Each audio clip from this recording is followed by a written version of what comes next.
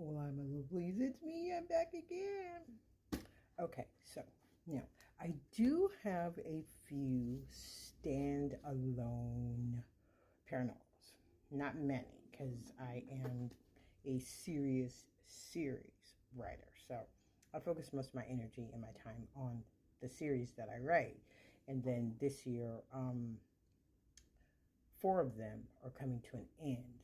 So that's what I'll be doing for the rest of the year. So I have a couple, like I think I have one more standalone coming out. So technically I only write three. I've only written three standalone series, but you might want to check them out anyway. So the first is my BFF. And basically this is a best friends to lovers standalone. And basically, Maite and Justin have been friends for like the last 4 years.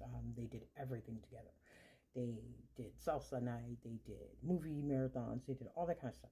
And during that time period, both of them would date other people. Maite only dated other people because he dated other people.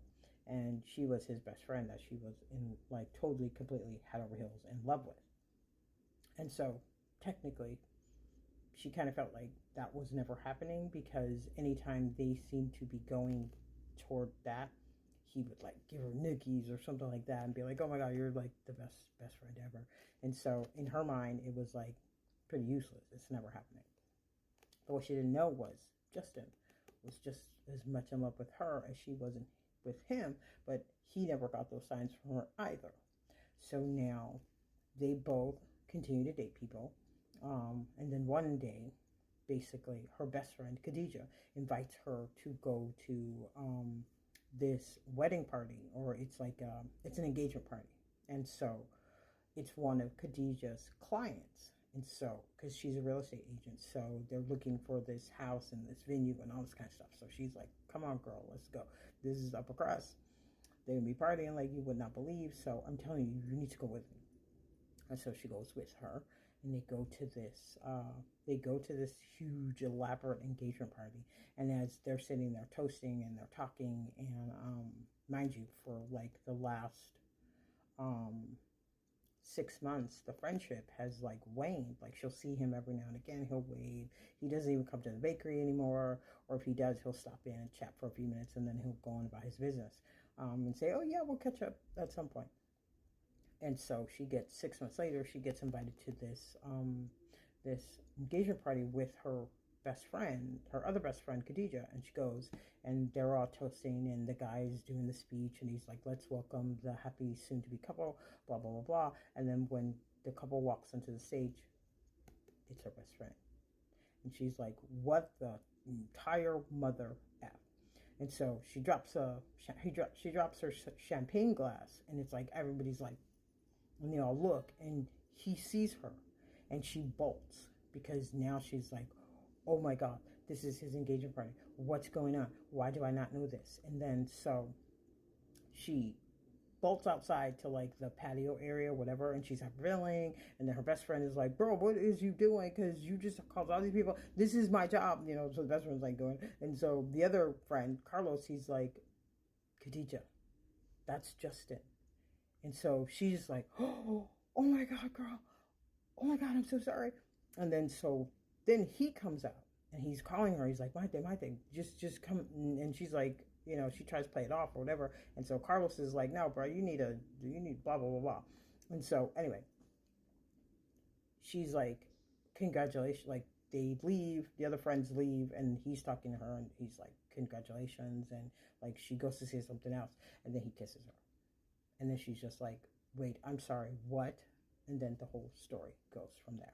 So that is my BFF. And basically, my wish has always been you. So it's a best friends to lovers standalone. And then a fairy realm romance. And basically, in this book, Millie is like she works corporate, but she hates corporate, and she's like the little messy secretary that basically she's a little book nerd, and she's a little book nerd, and she hates the people that she works with because they're all like those super, super pretty, superficial people who think they're poop to the sink. And then she's a tech girl, and so they pretty much treat her like crap. And so she hates all of them. But she has a crush, like a super huge crush on the owner of the company. And he's very sweet, he's nice, he talks to her all the time. And so the one of the other partners decides to throw this fairy ball, which is like just completely weird, but she's like, okay. And she comes in and she's like, Millie, did you get your invite? And she's like, no. Well, she has a rival with one of the superficial people, Jessica, who thinks her poop doesn't sink. And so Jessica didn't send her an invitation because she doesn't like her. She calls her homespun Millie. And so she doesn't send her an invitation. And then Felicia's like, oh, well, that's really weird. Here, I'll send it to you afterwards. And so she gets this. They do things like she does stacks of files and all this kind of stuff. And at the last minute, like everyone's off at 5, and then at 4:55, they'll come and bring in like big stacks of files, and the files have to be out the next day. And so she literally hates these people. And so when she gets the invite, she's like, looks at it, and she's pretty much like, no, I'm not going to go. And then the boss passes her office, and then he comes in, and she's just like, oh my God, right? Then he starts talking to her, and he's like, well, I really hope that you go to the ball. And so now she's like, okay, I have to go because maybe, he'll see me, all this. And then so she goes, man, it would be, if I had a fairy godmother, this would be so amazing. And so she gets home, all this kind of stuff, and then someone pops up, but it's not the fairy godmother.